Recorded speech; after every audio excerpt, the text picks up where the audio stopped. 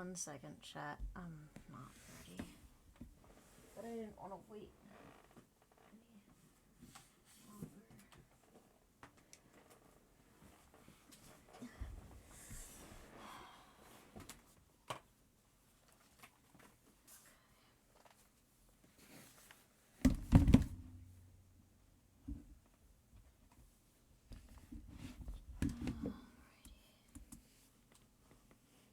Be okay. Holy fuck. Oof, I am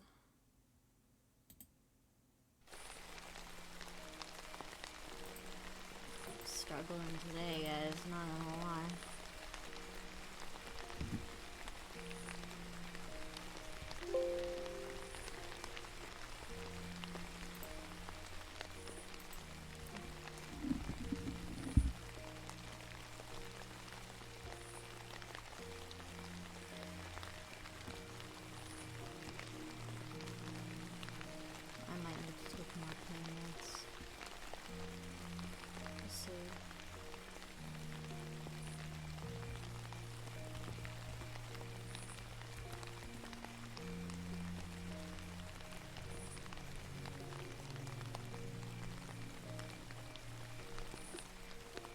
Okay.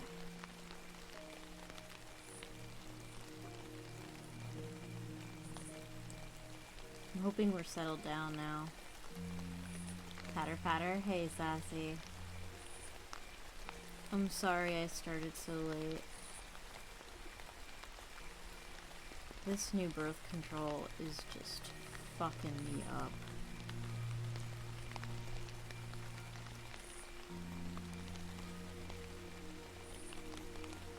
I mistimed it.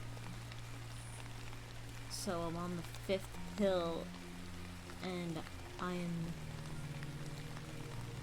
on my period anyway.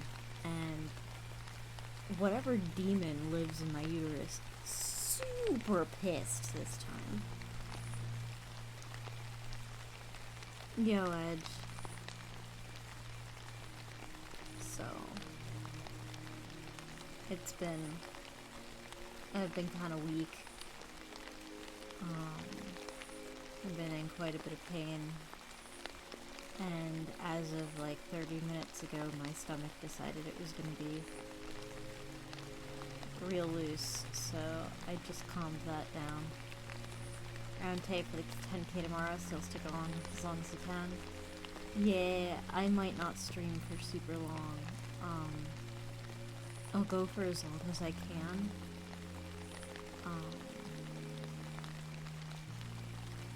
But yeah, Sassy. Any recommendations? Any requests rather? 'Cause I got you. Probably. Dear God.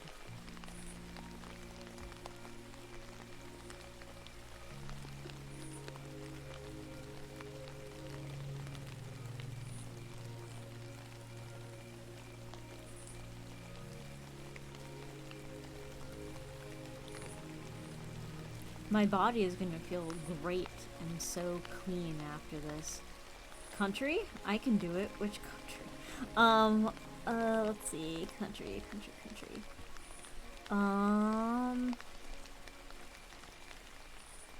Okay. I have,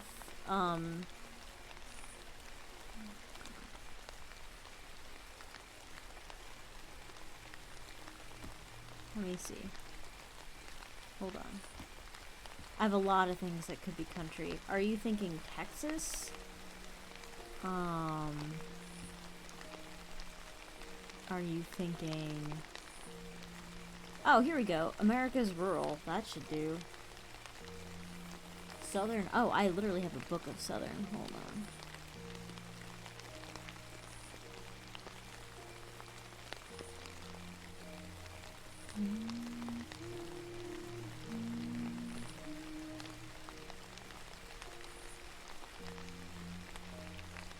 I have stories from the Pennsylvania mountains too, apparently. Let's see. Shadows and Sounds. Spooky South. There we go. There's the ticket.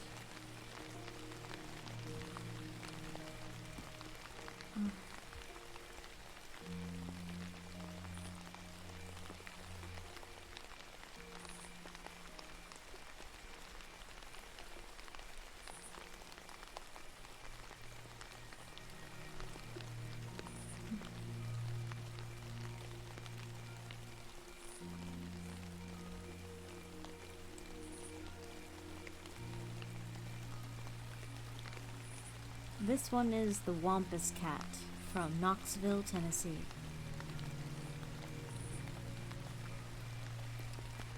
The missus and me, we were just sitting down to a late night piece of apple pie. We heard someone running real fast across our barnyard. "Casper! Casper!"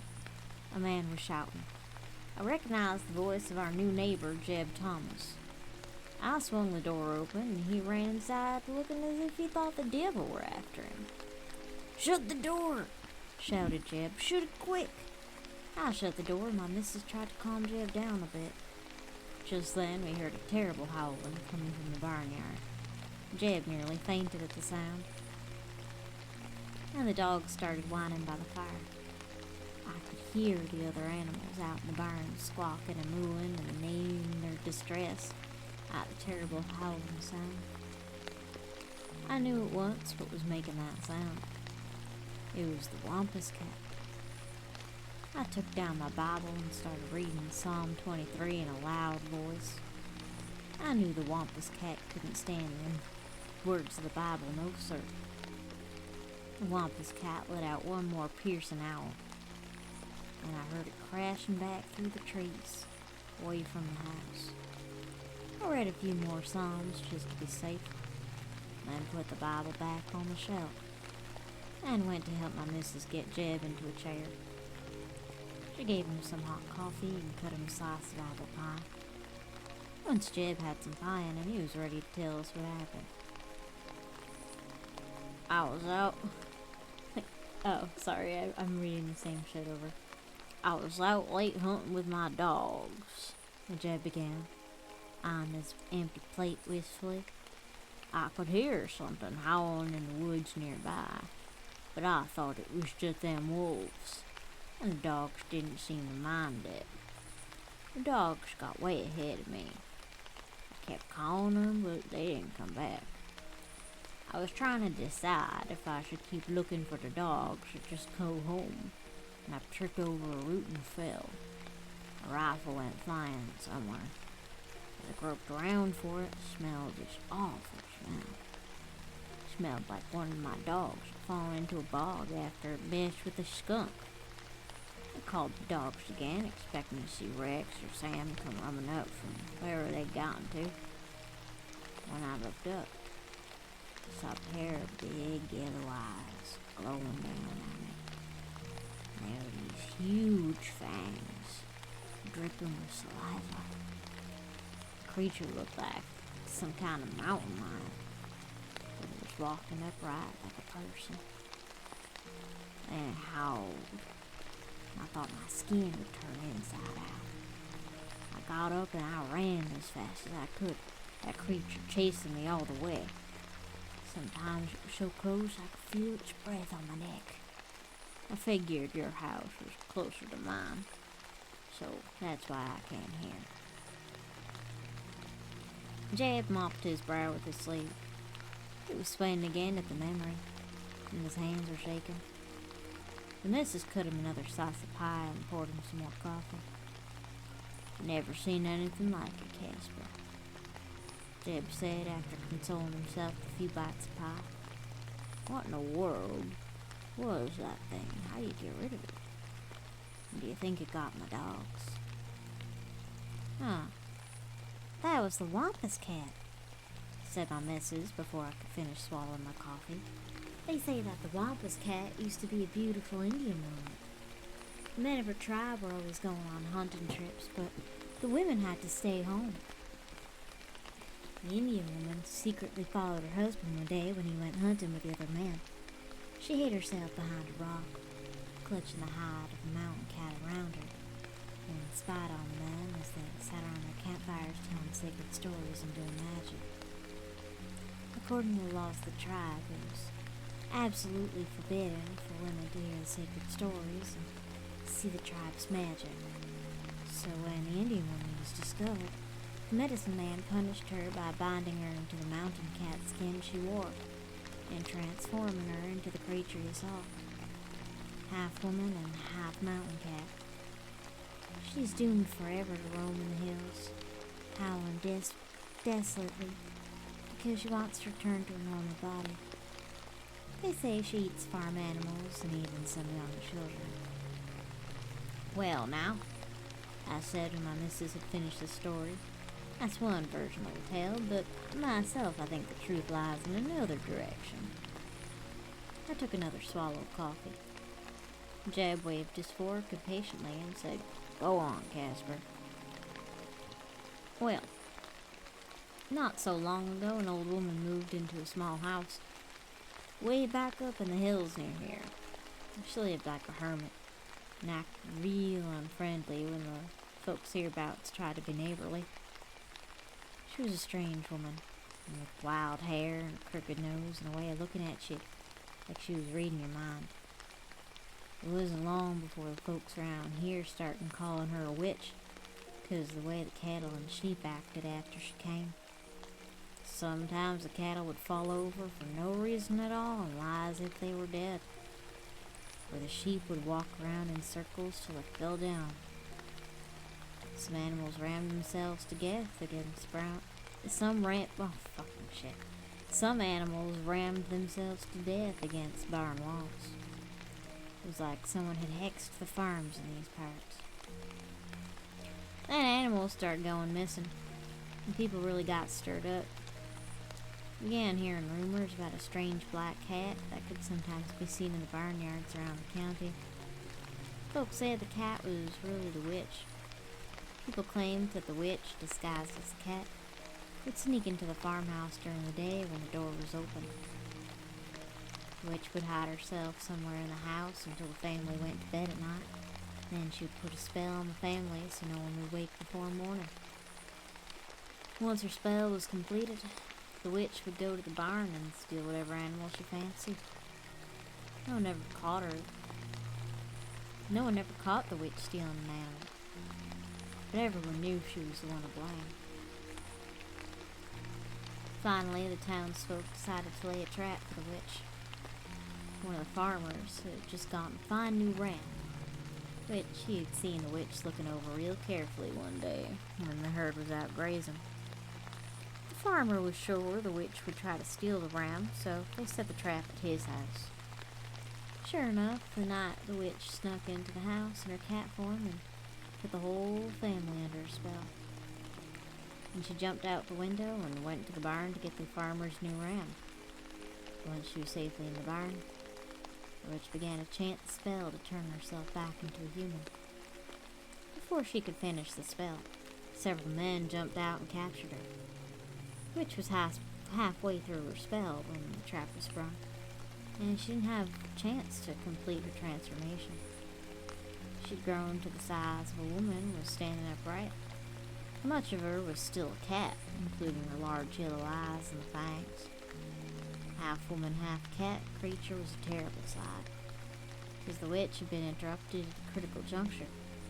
The spell could not be completed or reversed. The witch was trapped in this ghastly form forever. The witch howled in terror and struggled to free herself from her captors. She was strong as an ox in the new, misshapen form, and she knocked the man to the barn floor.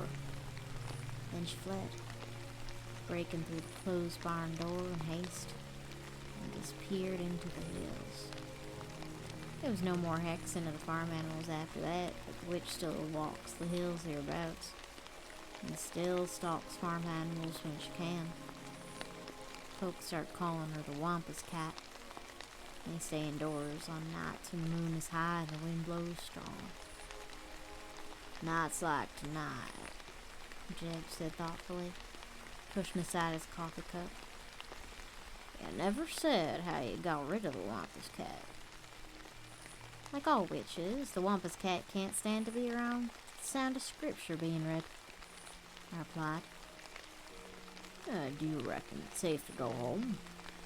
Jeb asked. My missus would be worrying, and I'd like to see if Rex and Sammy are back. I'll drive you home, I said. I'll take my dogs and lanterns. And your Bible, Jeb said quickly. And my Bible, I agreed. Well, Jeb said as I got my coat, I wouldn't have believed in that Wampus cat unless I'd seen it for myself. But I believe in it now. Jeb wished my missus good night and followed me out into the barnyard, glancing nervously into the nearby woods and clutched my Bible as he walked. Jeb helped hitch my horse up to the wagon, and before we left the barnyard, we lit the lanterns and put the dogs in the back. As we traveled the short distance to Jeb's place, we could hear the Wampus cat howling in the distance. And closer, we could hear Jeb's dogs howling from his yard. Jeb sighed with relief. When we drove into the yard, Sam and Rex came to greet us. After fussing over his dogs for a bit, Jeb turned to me and said, "Thanks, Casper, for coming to my rescue." I was just turning the wagon when Jeb opened the front door and called out, "I'll tell you one thing, Casper. I'm never going hunting that night again." Then he slammed the door shut, and dogs and I headed for home.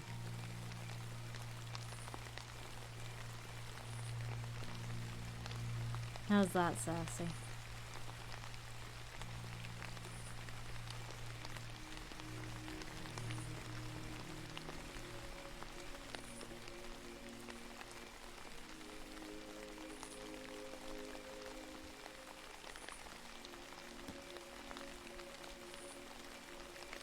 That'll do nicely. I have another book that might scratch a similar itch.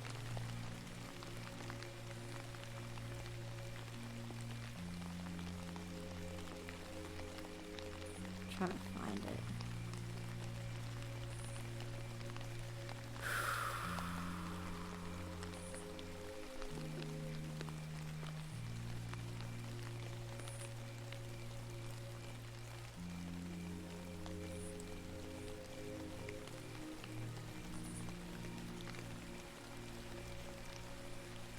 I was literally looking at it just now.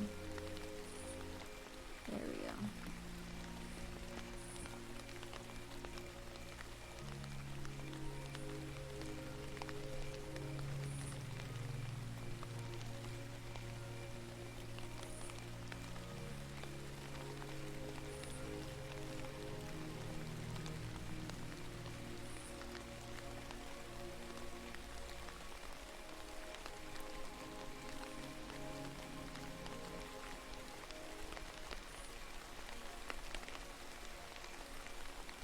Well, this bloody thing doesn't have a table of contents. God damn it. That doesn't help me at all. Alright. Hold on, let me see what else I can do you for.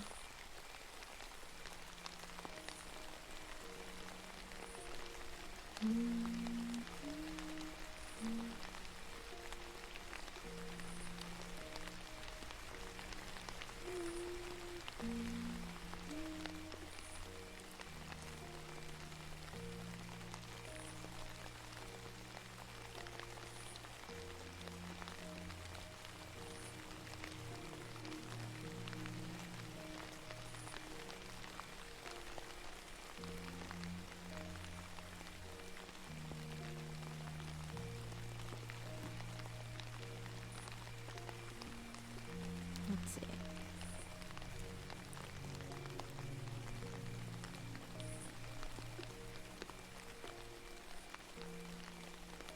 Oh, here we go.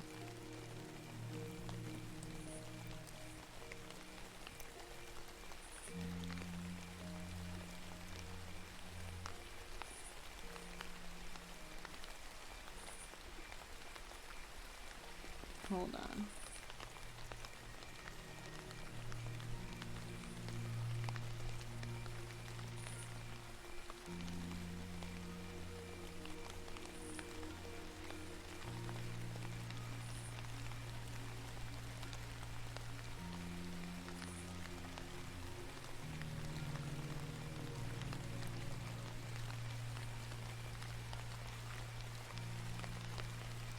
Hold on.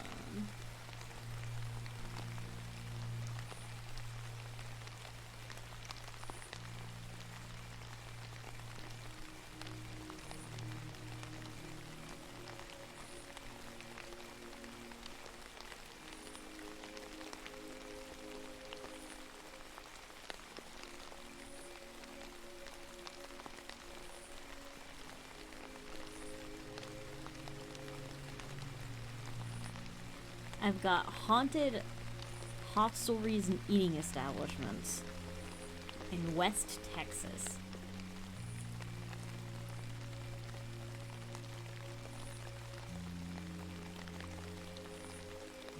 We'll go Turkey's Old Cowboy Ghost. I feel like that should scratch the itch almost.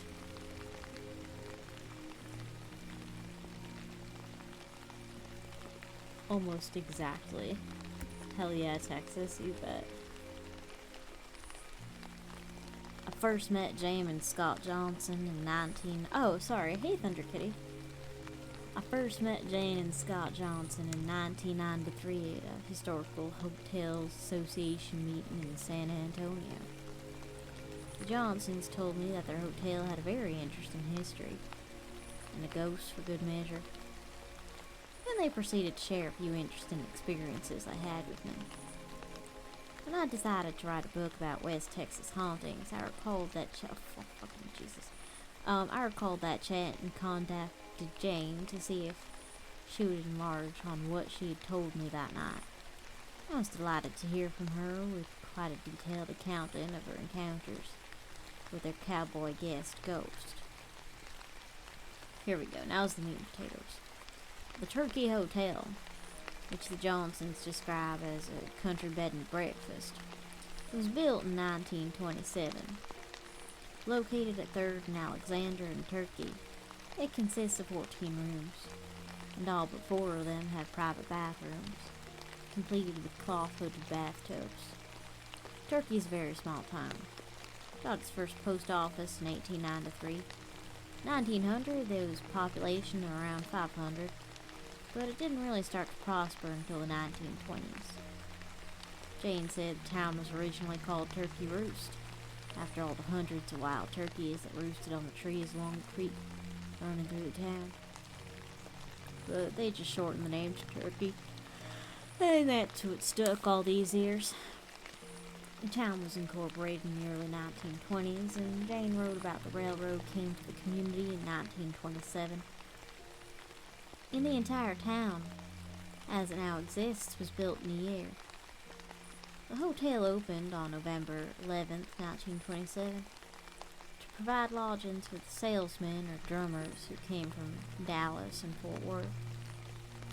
It's never closed since the day it opened, though it's seen good and bad times and had numerous owners. Scott and Jane left a lovely home and an active social life amidst a wild circle of friends in the North Texas city of Denton when they decided to move to Turkey.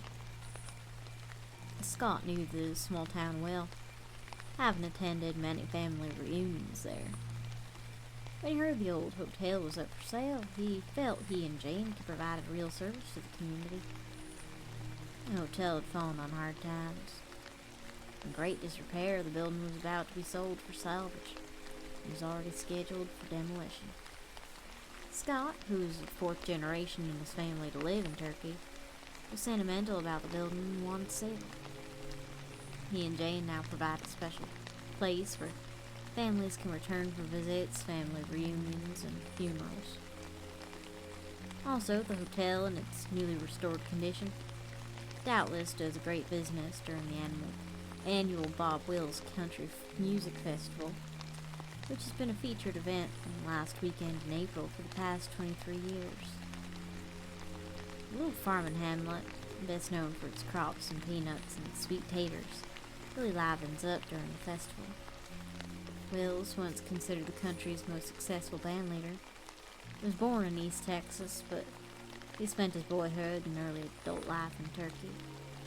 He used to play his fiddle in the Turkey Hotel's parlor, as well as local dance halls. Now every year, Devotees of Western, country Western swing music come to Turkey to pay homage to Wills, who died in 1975. There's a marble monument to him and a little museum filled with memorabilia and photographs. A few of the members of the Wills band who are still around to come back, too. They were grouped and performed many of the songs that are considered country music classics, like Faded Love, San Antonio Rose, Deepwater, and Cherokee Maid.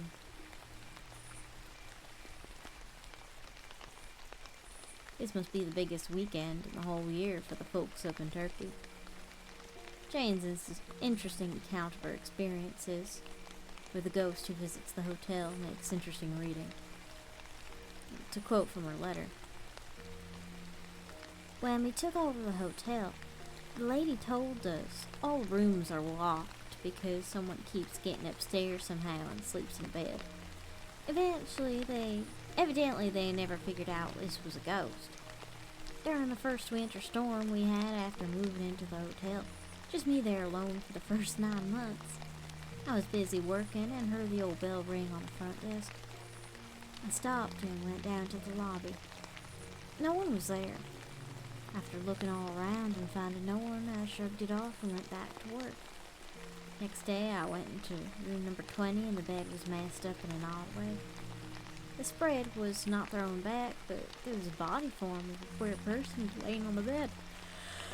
Crossed legs at the ankles, placed his hands under his head, arms out. The shape of one boot heel was on the bed, and it struck me that I knew with certainty an old cowboy ghost had spent the night. It was too bad and cold to sleep out. From then on, when it was a bad night, I began to expect him. Sure enough, the bell would ring to let me know it was him. He'd go upstairs to his room and never disturb anything. He only comes when it's either Scott or me alone, never when other people at the hotel, as he's a very private person and doesn't want to frighten anyone. What's so strange, though, every old cowboy, those are still living, that has come to spend the night in the hotel always asks for that same room, number 20. You see, it's got 2 walls of windows facing east and south, and it feels sort of like you're outside, only it's nice and warm. My ghost keeps me company on many a bad stormy night the first year. It was comfort knowing I wasn't alone. You might want to visit with the hospitable Johnsons and spend the night in their comfortable old hotel when you're up in the Turkey area. They even offer tours of the area.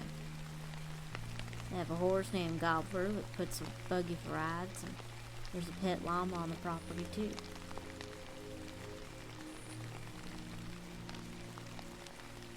Well, that wasn't as spooky as the other one, but it was definitely Texan.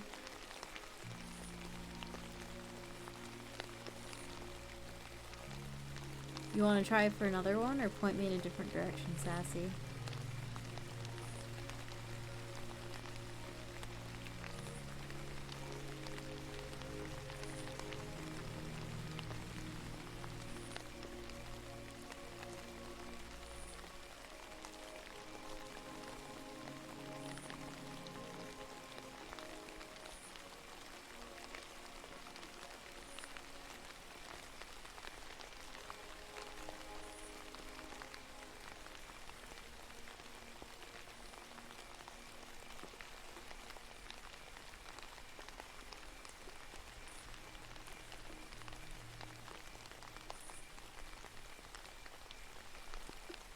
I have so many books literally just on Texas. PA Mountains, that's easy. Alright, let me find it.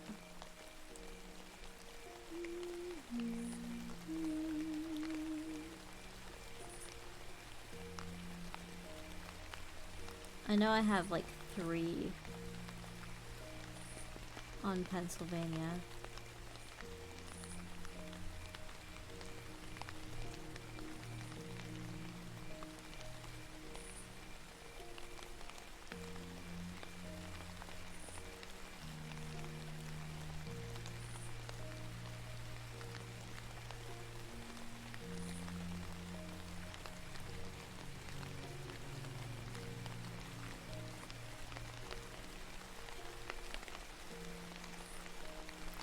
God damn it. It was right in front of me. Where the fuck is it?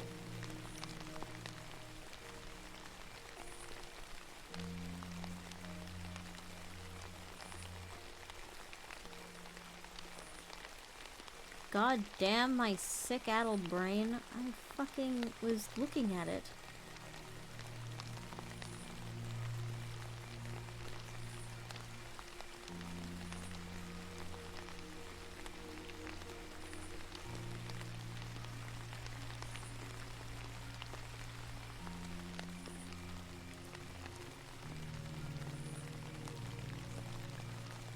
Oh, here we go.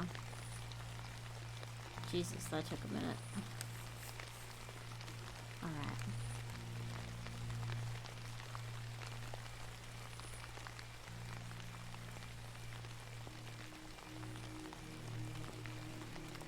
This one's called Moondog. Samuel Kittering was a bear hunter by profession. Oh, wait. We've read this one. This is the dog that, like, ate the meat. No. Here, let's try another one.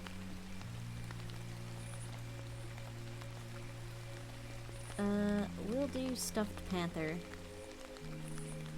Here we go. When old man Jake Sampson returned from the Civil War in the summer of 1864. I'm still in the fucking South. God damn it.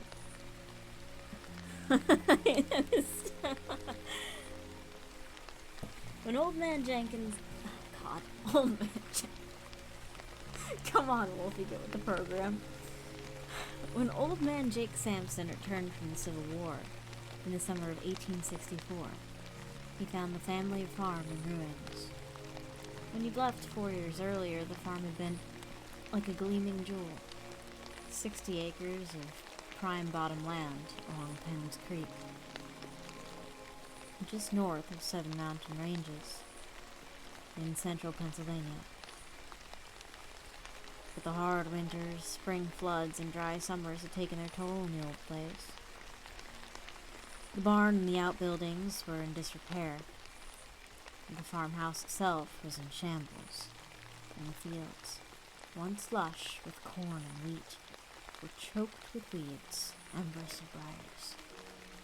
Old man Sampson's wife had died while he was away, leaving only their daughter, 16-year-old Sarah, to run the place alone. Sarah done her best. She was a hard and steady worker. Even so, it was all she could do to keep a small garden going and to keep the cow milked and the chickens fed. Neighbors stopped by to help now and then, but in those days there was only a scattering of farms in Penn's Valley, with miles of ruddy dirt roads and dangerous stream crossings in between. After her mother died, Sarah spent seasons alone, working on the place, holding things together until her father returned. Then one day, late in August, old Jake Sampson did return. Sarah was out in the barnyard scattering hen feed near the chicken coop. She saw a cloud of dust on the old farm road. A moment later, her father galloped up on a frisky gray stallion. "Hello, daughter." His voice rang out, filling the barnyard. Sarah straightened and surveyed her father. He looked much older, and she remembered. His long chin whiskers had gone completely gray. There was a twinkle in his eye as he swung down from the saddle and stepped through the barnyard gate. He was wearing the tattered remains of his blue Union uniform. His boots were scuffed and worn. On his right hip he carried his revolver in a black leather holster. Then Sarah saw it. His left shirt sleeve hung empty, flapping in the wind as he came toward her. She stepped back in horror. "Papa, your arm!" The old man grinned. "Now, don't you worry about that, Sarah. Give big hug for your old dad." When Sarah hesitated, the old man said, "It's all right. You won't hurt me. I'm all healed up now." Sarah stepped forward and put her arms around her father. It was awkward, hugging a one-armed man, but she managed somehow, saying, "Welcome home, Papa." They embraced for a long moment there in the barnyard. "I had to take the arm off," the old man explained. "I got my shoulder joint smashed by a musket ball at Chancellorsville. Where's your mom?" Sarah stepped back and wiped her hands on her apron. "I guess you didn't get my letter." The old man's face fell. "She is gone?" Sarah nodded. "Died of cholera last spring. She went fast and asked for you till the end." The old man leaned against a fence rail and ran his hand over his bald head. "Poor Betsy. She never did like the farm life. Always wanted to live in town," he said sadly. The old man raised his eyes and glanced at the barn. He saw the missing boards and the collapsing roof, and his gaze slipped behind the barn to the falling outbuildings, the fences that needed mending, and finally to the ruined fields beyond. "I know the place looks bad," Sarah said quietly, "but we'll put things right, won't we, Papa?" The old man stared for a long time, saying nothing. And slowly, the twinkle came back to his eye. "Yes, we will, daughter, you and me. We'll put things right. Can't keep a good old man down. That's what I always say." Old man Samson was right. They can't keep a good man down. That fall, the little farm along Penn's Creek was a whirlwind of activity. Even one-armed, the old man was able to ply his carpentry skills. He resided the old barn and repaired the corn crib and the storage sheds. He and Sarah put a new roof on the woodshed and filled it with the split stove wood for the winter. With the food they had stored from the garden, with the cow, the chickens, a few wild deer and rabbits taken from the mountainside. With a little luck, they'd make it through the winter just fine. And in spring, they would get the old plow, hitch up the horse, and furrow the neglected fields into straight, dark rows. By summer, the fields would be green and growing again. They passed the summer there on the old place, putting things back together. It seemed to Sarah that with each board nailed and each field reclaimed, her father was restored as well. In the morning, she could hear him singing out in the barn as he did his chores. At night, she would sit out on the back porch in the glow of their kerosene lantern, listening as old man Samson told her about the early days on the farm, how he and Sarah's mother had worked side by side to wrest a living from the soil, how they planted apple trees and grapes, how young Japes Samson loved the woods and the fields, and how Betsy was a churchgoer and a socialite who loved picnics and dances and parties.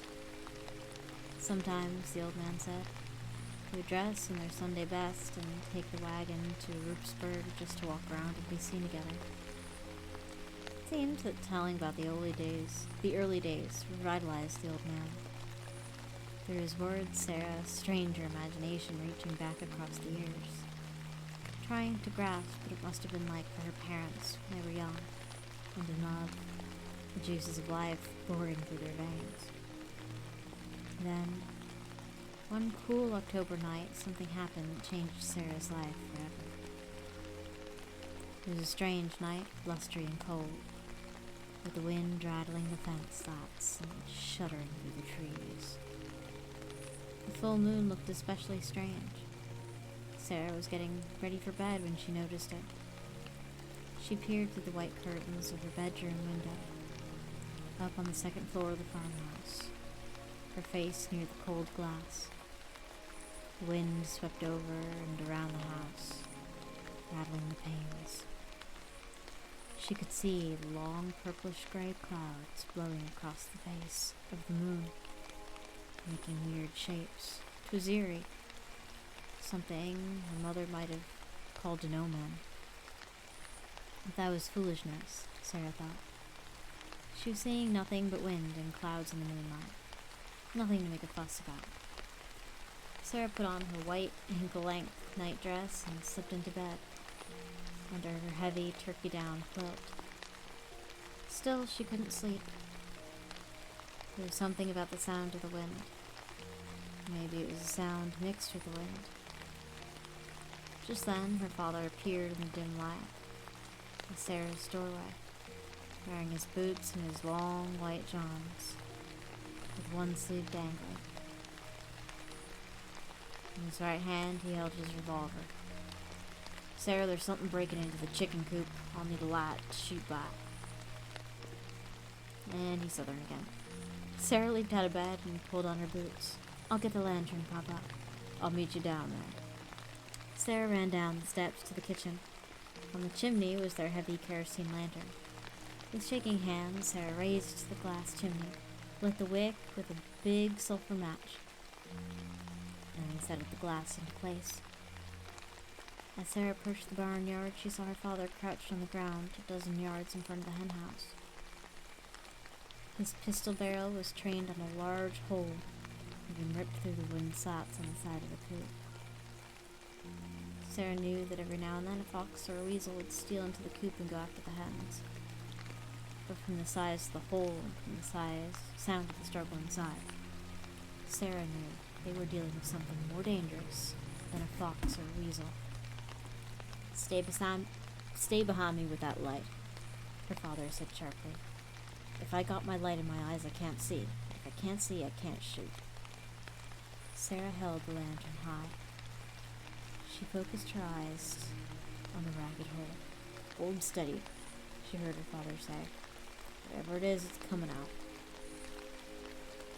A second later, a huge mountain lion, the body of a fresh-killed chicken dangling from its mouth, stepped out into the lantern light. The wind came up, blowing leaves around the barnyard. For a long moment, the he-panther froze in the yellow lantern light, streams of breath issuing from its nostrils, blood dripping from its snout and whiskers. Sarah and the panther stared at each other. There was something wild and fascinating in the animal's gaze, and for a moment she felt as if she were being hypnotized by those glowing yellow eyes. Then she heard the sharp crack of her father's pistol a few feet off to her left. The big cat fell backward and collapsed against the wall of the chicken coop. The old man rose, walked a few steps closer, and put another shot into the mountain lion's forehead. He walked even closer and poked at the hind legs with the barrel of his pistol. Then he straightened and turned into the lantern light. "It's all right, daughter. He's dead now." Still holding the lantern, Sarah slowly walked forward. She'd never seen a mountain lion up close before. Of course, she'd often heard their screams up on the mountainside at night, and a few times she'd seen panther tracks in the mud by the pond. But she had no idea cats got to be so big. Old man Sampson used his pistol as a measure and calculated the mountain lion measured 9 feet, from the tip of its nose to the tip of his tail. He was long and lean and tawny, and sharp-clawed. Sarah couldn't resist reaching out to touch the luxuriant hairs along his flanks. She left the lantern on the ground beside the great beast and began stroking his honey-colored coat. Then her gaze went to his eyes. They were sad and vacant, staring at nothing. The wonderful hypnotizing light she had seen was gone. For a moment, Sarah was sorry the panther was dead, but she told herself that it was silly. Her father had been right to shoot the big cat. You can't have wild animals coming down out of the woods and having their way with your chickens. "Wait till the boys see this one," the old man said proudly. "This is a real old-time mountain lion. People used to call him by different names. Some folks called him painters or panthers. Some called him pumas or catamounts or deer tigers. There used to be so many of them, we'd kill them on sight. We thought we'd never rid the mountains of them. But now there aren't many left. I bet this one is one will last." Sarah stroked the tawny fur, a strange feeling of sadness falling over her. Say, the old man said, I want something to remember this night by. You can drag this big fella into the barn, skin him out in the morning, and make us a rug for the front room. That'll be downright impressive. Leaving the body of the panther, Sarah knelt and shined her light inside the chicken coop. It was a mess of blood and feathers. Not a single hen remained alive. I'm going off to bed, Papa. I'll clean this up in the morning. The old man nodded. You go ahead, daughter. Then he bent and began dragging the body of the panther up to the barn door. To save kerosene, Sarah raised the chimney on the lantern and let the wind blow out the flame. As she walked back on the road and up to the farmhouse, she was aware of the strange moonlight again. Tilting her head back, Sarah watched as the wind swirled purplish clouds across the white face of the moon. It seemed as though the clouds had taken on the shapes of long-tailed panthers leaping across the moon. It's a panther moon tonight, she said to herself. She'd once heard her mother use that phrase, and up until now she'd never understood what it meant. But it did seem, as she glanced overhead, that the clouds had formed themselves into shapes of leaping and running panthers, speeding across the disk of the moon. This was nothing more than an illusion created by the exhaustion and commotion Sarah asserted herself. Her mind had become overexcited and made her see things that weren't really there. Sarah knew it all seemed silly in the light of day. Back in her room, she pulled off her boots and slipped under the covers. She couldn't sleep. She lay awake for the longest time, haunted by the sight of those glowing yellow eyes. The next morning, Sarah let herself sleep late. At last she rose and brushed out her hair, tying it back with a black ribbon. She put on her dress, a clean apron, and her work boots and headed downstairs. She had her father get up at dawn. She'd heard her father get up at dawn, and she knew he would be out doing the chores. He'd appreciate a good breakfast when he got back. Still sleepy, Sarah opened the door of the cast-iron stove, threw in a few sticks of kindling, and widened the draft to light the morning fire. But as she was straightening up, Sarah caught a strange shape out of the corner of her eye. Startled, she turned. There, staring at the kitchen window at her, was that mountain lion. No, she said softly. It can't be. Just then, her father came in the back door, chuckling to himself. When he saw the astonished look on Sarah's face, he burst out laughing. Papa, what's the meaning of this? Here, I'll show you. He took Sarah by the hand and led her out the door onto the back porch. Sure enough, there was the mountain lion, standing like a statue on the porch, gazing into the window. For a moment, Sarah thought the panther had somehow come back to life. Then she realized that it wasn't alive at all. It was stuffed, like the wild animal she had once seen in the museum in Philadelphia. I got up early, the father explained. I was determined to skin out that panther and make us a rug. It took me a solid hour to get the skin off him. Did a real careful job, if I do say so myself. Then, as I was scraping down the skin, I got an even better idea. I decided I would make us something better than a rug. Here her father broke into a fit of wild laughter and flapped his leg, as if he were enjoying a joke that no one else knew. Last, he composed himself enough to go on. I went into the back of the barn and got some defense wire and crooked it up into the right shape. And then I laid that skin over it, stuffed it full of straw, and sewed up the legs and belly. Looks like a regular taxidermy job, wouldn't you say? Well, it did look like a regular taxidermy job, except for one thing. If old man Samson had been a taxidermist, he would have put glass eyes in the eye holes, but he didn't have any, so he left them empty. That was the strangest thing about it, to see that mountain lion standing there, lifelike as could be, with no eyes in the eye holes, and just a bit of straw poking out. Sarah was horrified. She rarely disagreed with her father, but this time she was firm. "You're not bringing that thing in the house," she said. "I don't intend to, daughter," the old man said good-naturedly. "I don't intend to." "Well, then what are you going to do with it?" Samson laughed. "You just watch." The old man went into the barn and emerged a few moments later, carrying a long wooden ladder that they had used to roof the woodshed. He set the ladder against the long, sloping roof of the shed. Then he disappeared back into the barn and came out with a long hank of rope and a cloth sack of tools. Chuckling to himself, Samson tied the rope around the mountain lion's torso. Holding one end of the rope, he climbed the ladder to the roof, then draw the lightweight body of the beast behind him. And Sarah watched in horror. The old man positioned the carcass on the ridge of the woodshed roof. With a heavy hammer, he drove the long barn spike through each one of the panther's paws, nailing him to the roof of the shed.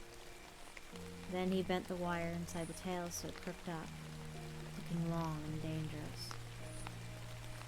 He bent the forelegs, placing the panther in a crouching position, as if it was going to leap off the roof of the woodshed. Then, like the biblical Samson, he pulled open the jaws as wide as he could, exposing the panther's sharp teeth. Samson climbed down and looked proudly at his handiwork. Sarah walked up behind him, unable to take her eyes off the terrible thing. "Papa, I don't like it. Take it down. It's just not right." "Oh, now you hush up. I declare, Sarah, you're becoming like your mother, always wanting to drain all the wildness and fun out of life. That thing's going to be a wonder." And it was. The woodshed was just a few feet off the main road to Rooksburg. So every horseback rider and wagoner, every farmer, millwright, and housewife, and every child walking to school down that road would look up and see the panther crouched on the edge of the woodshed roof, as if it were going to pounce on them. And people loved that thing. They loved it and got a thrill out of seeing it. Many young people who had never seen a real Pennsylvania mountain lion before. So, old-timers from all the surrounding farms brought their children to look and gawk and gossip. Sarah's father would walk them over to the chicken coop and show them the hole and repeat the story again and again about how he had dropped the panther with one shot from his revolver. A clean neck shot, 12 yards by lantern light. Everyone agreed that it was some shooting. Sarah came to hate the gawkers and the loafers who congregated at the farm. They brought whiskey and bad manners and too much noise. Sometimes farm boys would sneak up in the dark of night and chuck rocks at the panther. And once a few rowdies drove by in a wagon and took pot shots at it with their shotguns. Of course, the bullets passed right through, leaving small holes in the panther's sides. Sometimes a little yellow straw spilled out of the bullet holes and was carried away by the wind. Sarah pleaded with her father to be sensible and take things down, but he wouldn't hear of it. "This is the most enjoyment I've had since I left for the war," the old man would say. "What was the point of fight and foe and union all these years if I can't have a little fun now and then?" It was great fun, most everyone agreed. At least until the screams started. Now, I don't know if you know, a mountain lion will mate for life. In the winter mating season, a she-panther, the mate of the male, came down off the mountain into the valley. It's a strange call the female has. A scream that sounds almost human. Some old-timers describe it as a cross between a woman's scream and a howling winter wind. There's something else in it. Something wild and eerie. It raises the hairs on the back of your neck when you hear it. It's the sound of something that slips between the shadows and hunts at night. Having the panthers so close to their farm made people nervous. It made the farm dogs nervous too. and every night when the female started screaming for her mate, the dogs in the valley would just go crazy, howling and yapping and barking until morning. After a week or so, the people in the valley got together and asked one of the preachers to go over and talk to Samson. "Brother Samson," the preacher said, "if you don't take that thing down, the people in the valley will never get any sleep. They may as well cut their beds up for firewood." "Oh no," the old man said. "That lion's gonna stay right there. Some night that she-panther is gonna get bold. She's gonna show herself. I'm gonna be right there with my pistol. Then I'll have 2 stuffed panthers up by my woodshed." But the she-panther didn't show herself. She always stayed back in the trees, just beyond Old Man Samson's fields. There's one thing I forgot to tell you. You see, Sarah's bedroom was just about level with the roof of the woodshed. Every night she'd stand there, peering through her bedroom window, curtains of the panther crouched, nailed to the roof of the shed. Sometimes at night, when the moon was shining full and bright, it seemed to Sarah that a strange, kind of yellowish light would come from the panther's eyes. Then she realized it was nothing but the moonlight glinting off the light-colored straw in the creature's eye holes. And sometimes when the wind would blow through the mountain lion's coat, it seemed almost to Sarah that he was moving, coming to life, straining against those barn spikes, trying to get loose and follow his mate up into the hills where he belonged. But then she'd tell herself it was just a trick of the wind. And one night, Sarah was watching through her bedroom window curtain as the panther very slowly turned his head around and looked at her with his shining yellow eyes. There was something in his look, something sad and haunting, a request Sarah couldn't brush aside. She knew what she had to do. And one evening, deep in February, when her father had left for town and said he wouldn't be back until late, Sarah decided she would do what she could to turn the stuffed panther loose. She dressed warmly, lit her lantern, and went out into the windy, snowy night. It was a panther moon, all right. Purplish clouds leaped across the lunar disk, sped only by the wind. Sarah trudged out to the barn and went to her father's toolbox and found his heavy iron crowbar. She would pry loose those barn spikes. Then she would drag that stuffed panther out into the woods and pray that the she-panther would find him. That would be the last she would ever see of them. She wouldn't need the ladder to climb up onto the roof. Her father had brought in a huge load of firewood and piled it right against the shed, right up to the eaves. Sarah could just scramble right onto the log pile and crawl up the sloping roof to the ridge. She'd work way across, being careful of the wind and snow, and pry the panther loose. The scream started just as she was closing the barn door and walking toward the shed. Then the dog started barking. Old Man Samson had just bought 6 new hunting dogs that week. He had them tied up on the back porch. Each night the she-panther's screams worked the dogs into a fury, and that night was no exception. But now the terrifying sound was shriller and more insistent than before. The dogs went crazy. They gnawed through their ropes and began racing around the woodshed, barking for all they were worth.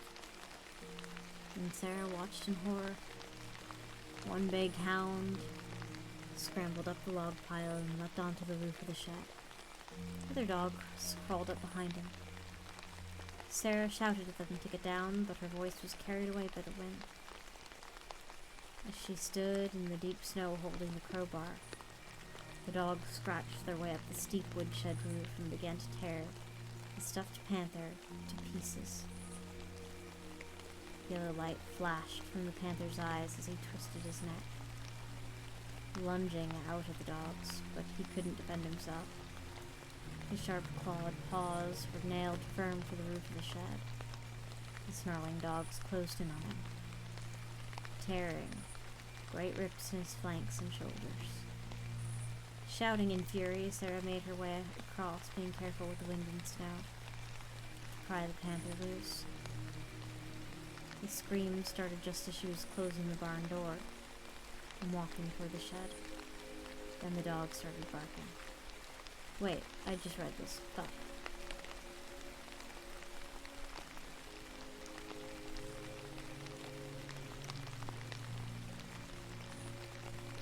Okay, shouting in fury, Sarah made her way through the deep snow and began climbing up the woodpile after the dogs. Then out of the corner of her eye, Sarah saw something move. It started back in the trees, a long, powerful form, moving fast across the snow. Sarah narrowed her eyes in the moonlight, trying to make out the shape. And then she knew. It was the she-panther. The female came straight for the shed at a full run. In a single graceful leap, she left the ground and landed on the roof of the shed, scrambling to a fighting position beside her mate. Taking the hounds by surprise, the tawny cat plunged in among them, slashing with her claws and tearing with her teeth. The dogs yelped in pain. Torn and bleeding, they tumbled down the roof of the shed and ran behind the barn, trailing blood down the snow. Sarah clung to the edge of the woodpile and watched in amazement as the she-panther turned to her mate and affectionately licked the bullet holes in his neck and forehead and at his side. The female looked down and saw the barn spikes and understood why her mate hadn't responded to her cries all those nights. Then that pantheress did an amazing thing, just as she'd do with one of her kittens. She bent down and used her teeth to take hold of the loose skin around the panther's right front paw. With a powerful motion, she tore his paw loose from the barn spike. The panther roared in pain as she yanked each of his paws loose. And then, without so much as a backward glance, the two panthers leapt off of the woodshed and headed for the woods. But the male was weak and wounded. Halfway across the field, he stumbled and fell. The female looped around and came back to stand beside him. By this time, the dogs were getting bold again and had come up from behind the barn. They were barking and building up their courage to give chase. The female nudged her mate with her snout to try to get him to rise and follow, but he could not. Then, just as she'd do with one of her kittens, she grabbed hold of the loose skin around the male's neck and, straining every muscle, dragged him across the moonlit field and into the shadow of the trees. The dogs never did get the courage to chase the pair. Instead, they just slunk back to their hiding space behind the barn. Without knowing exactly why, Sarah followed the panther's ways, out of the field and into the trees on the mountainside. It was easy to spot their trail, even in the dark woods. In places where the moonlight broke the trees, Sarah could see handfuls of light-colored straw that glowed in the eerie light. Sarah knelt and took a handful in her palm, knowing that these strands had spilled from the holes torn in the panther's side by the dogs. At last, when she was satisfied that the pair had gotten away, she rose and walked through the windy dark back to the farmhouse and put herself to bed. When old man Samson returned late that night, he noticed the stuffed panther was gone. Nothing remained of his trophy but 4 well-placed barn spikes sticking up through the shingles on the roof of the woodshed. Glancing down, he saw the tracks of his dogs. The snow was stained with blood that looked black in the moonlight. Following the trail, Samson looked at the wounded, lacerated dogs behind the barn. He realized they were ruined for hunting. Reluctantly, he pulled his pistol and put them out of their misery. Sarah started awake at the sound of the shots. She rose, lit the lantern, and went down to the kitchen. She knew her father would want a cup of coffee. She wasn't sure how much she should tell him. She was glad to see the stuffed panther freed and wanted to stay that way. She was afraid that given half a chance, the old man would hunt those panthers down so he could erect both grisly carcasses on the roof of the woodshed. Just then, he came through the kitchen door and asked, "Sarah, what happened here?" She shook her head. Papa, it was dark and I was scared. I couldn't tell for sure what happened. I think those dogs must have fought one another over that stuffed panther and they must have torn it to pieces. The old man nodded.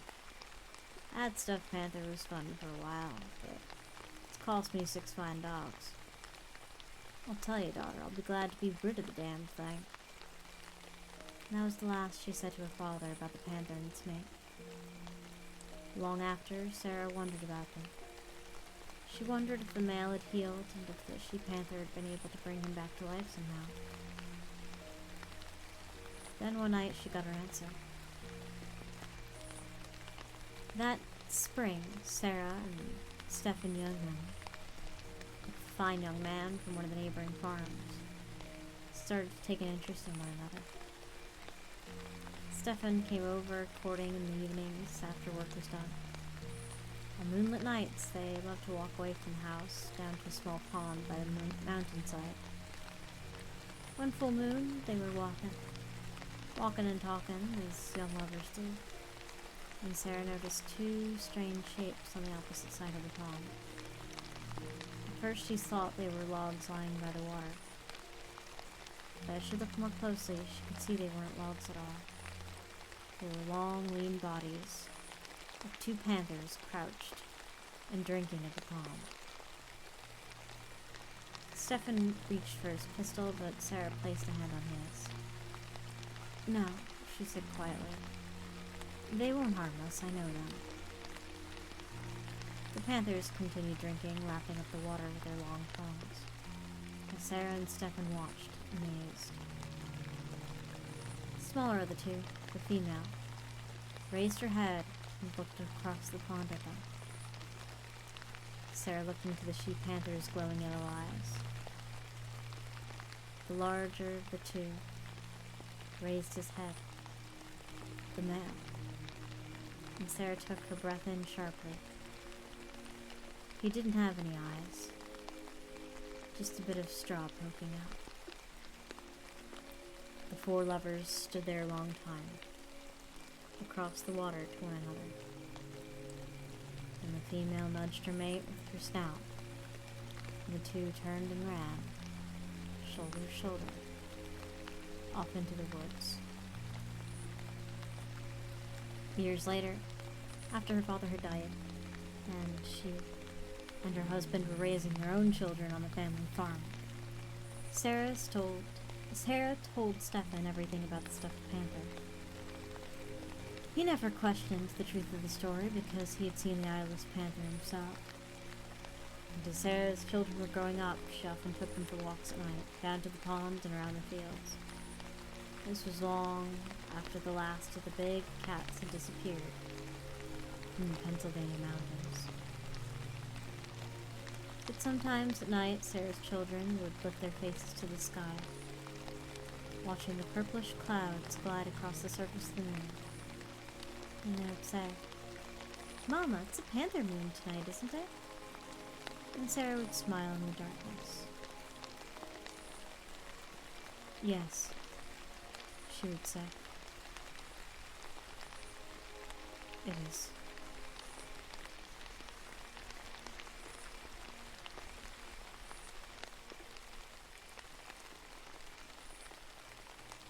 And that's all the strength I have for tonight, guys.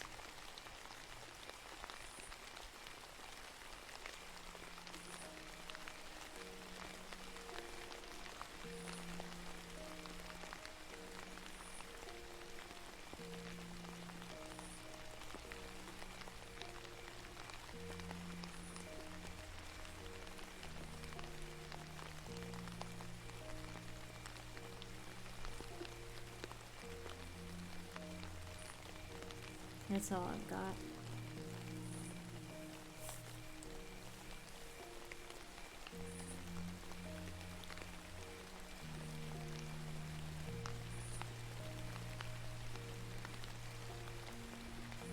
Yo, smiles. Yeah. I should take more medicine. Maybe try to take a shower. Get some rest, Wolfie. Thank you, Sassy. You too. You've got some work tomorrow. You've got some work to do.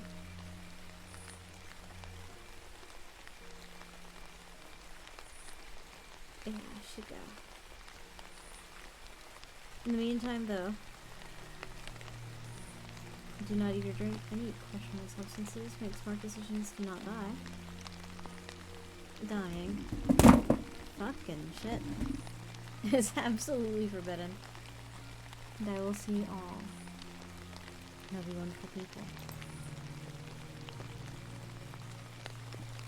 At a later time. Take care, guys.